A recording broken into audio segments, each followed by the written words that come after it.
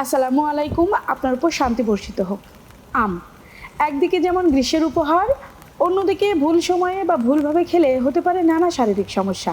এই ফলটা যেমন ভিটামিনে ভরপুর, তেমনই বেশি খেলে হতে পারে গ্যাস্ট্রিক, ডায়াবেটিস, এমনকি ওজন বৃদ্ধির ঝুঁকি। তাহলে উপকার আর অপকারের মাঝে কিভাবে ভারসাম্য রাখবেন? আজকের ভিডিওতে আমরা জানব আম খাওয়ার আসল উপকারিতা, শরীরে কোন কোন রোগে এটি উপকারী, আবার কখন এই প্রিয় ফলটা আমাদের শরীরে শত্রুতে পরিণত হয় সেই সম্পর্কে। চলুন তবে শুরু করা যাক।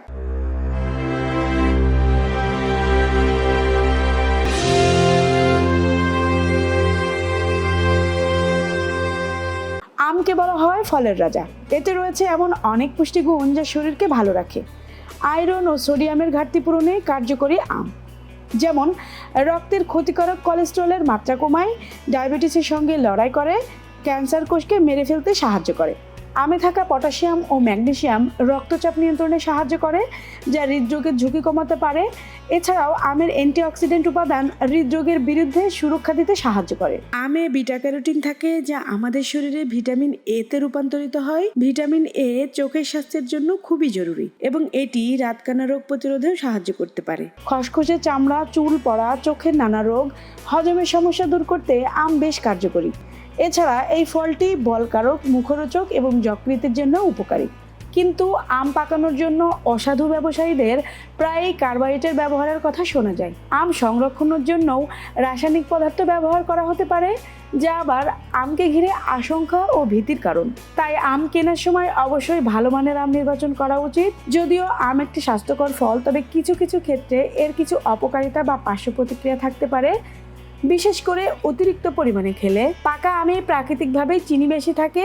অতিরিক্ত পরিমাণে আম খেলে রক্তে শর্করার মাত্রা বেড়ে যেতে পারে, যা ডায়াবেটিস রোগীদের জন্য ক্ষতিকর হতে পারে। তাই ডায়াবেটিস রোগীদের পরিমিত পরিমাণে আম খাওয়া উচিত। কিছু মানুষের আমে অ্যালার্জি থাকতে পারে, এর ফলে ত্বক চুলকাতে পারে, ফুসকুড়ি বের হতে পারে, শ্বাসকষ্ট হতে পারে এবং অন্যান্য অ্যালার্জিক প্রতিক্রিয়া দেখা দিতে পারে। যেহেতু আমে ক্যালোরি বেশি, তাই অতিরিক্ত পরিমাণে খেলে ওজন বাড়তে পারে।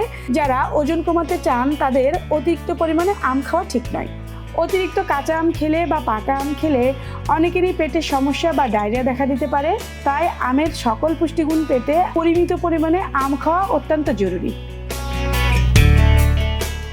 আমের সকল পুষ্টিগুণ পেতে আম পাকানো বা সংরক্ষণের জন্য যেসব রাসায়নিক পদার্থ ব্যবহার করা হয় সেগুলো বর্জন করা উচিত এবং জনসচেতনতা তৈরি করা উচিত, যেন আর কোনো অসাধু ফল ব্যবসায়ীরা ফল দ্রুত পাকানোর জন্য এবং সংরক্ষণের জন্য কোনো রাসায়নিক পদার্থ ব্যবহার করতে না পারে। আশা করছি ভিডিওটি ভালো লেগেছে। ভিডিওটি ভালো লাগলে একটি লাইক দিবেন এবং সাবস্ক্রাইব করে আমাদের পাশে থাকবেন। দেখা হবে নতুন ভিডিওতে।